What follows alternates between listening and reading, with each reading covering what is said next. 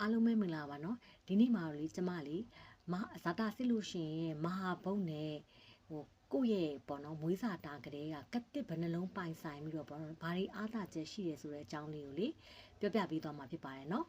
အကျွင်းတွေကတော့ကိုသိရလေမဟာဘုတ်တိုင်လည်းတချို့ထူတတ်တယ်ဒါပေမဲ့ကတစ်ကြတော့သိတဲ့သူနည်းတယ်ကတစ်အင်ရှင်ဂျိုလို့လည်းခေါ်တာပေါ့နော်ဘယ်နှလုံးပိုင်ဆိုင်တာလဲဆိုတော့ကတစ်တစ်လုံးပိုင်ဆိုင်ကိုယ့်ရဲ့အားသာချက်ကဘာလဲကတစ်နှလုံးပိုင်ဆိုင်လို့ရှိရင်ကိုယ့်ရဲ့အားသာချက်ကဘာလဲကတစ်သုံးလုံးပိုင်ဆိုင်လို့ရှိရင်ကိုယ့်ရဲ့အားသာချက်ကပါလဲအစရှိသဖြင့်ပေါ့နော်ဒီထဲမှာတော့တစ်ကျွင်းသမားဆိုရင်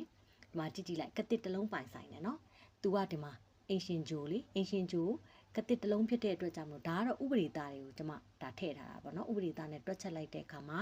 ကတစ်တစ်လုံးပိုင်ဆိုင်ထားတဲ့လူရဲ့အားသာချက်ကလေသူကဘာဖြစ်မလဲဆိုတော့အမျိုးဒီကိုယ့်ရဲ့အမျိုးအဆွေထဲမှာဆိုလို့ရှိရင်ဒန်းတူရီတို့ဖြစ်ခွင့်ရှိတယ်သူကပြီးတော့လူအများရဲ့လေးစားတာကိုခံရတယ်ဆွေးနွေးလို့ရတယ်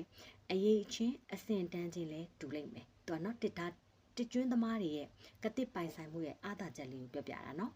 နောက်ပြီးကြတော့ဒီထဲမှာဆိုလို့ရှိရင်ဒါကတစ်တစ်လုံးနဲ့ကတစ်သုံးလုံးပေါ့နော်ကတစ်သုံးလုံးပိုင်ဆိုင်ထားလို့ရှိလို့ရှိရင်လေအမျိုးအဆွေတွေရဲ့ဥဆောင်မှုမှာစံပြပုဂ္ဂိုလ်ဖြစ်တတ်တယ်နောက်ပြီးကြတော့လူကြီးလူကောင်းဖြစ်တတ်တယ်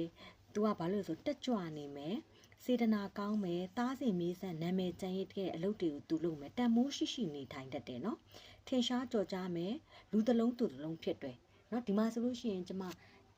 တစ်ကျွန်းသမားနှစ်ကျွန်းသမားသုံးကျွန်းသမားလေးကျွန်းသမားငါးကျွန်းသမားကိုမဟာဘုတ်နဲ့ဒါအင်ရှင်ဂျိုကတစ်ရှာလိုက်တဲ့အခါမှာတွေ့တာနော်တစ်ကျွန်းသမားဆိုရင်ကတစ်တစ်လုံးပိုင်ဆိုင်တယ်နှစ်ကျွန်းသမားကတော့ကတစ်သူကပိုင်ဆိုင်ခွင့်မရှိဘူးသုံးကျွန်းသမားကတော့ကတစ်တစ်လုံးပိုင်ဆိုင်တယ်တွေ့တာနော်ဒီမှာလေးကျွန်းသမားဆိုရင်ကတစ်သုံးလုံးတောင်ပိုင်ဆိုင်တယ်နော်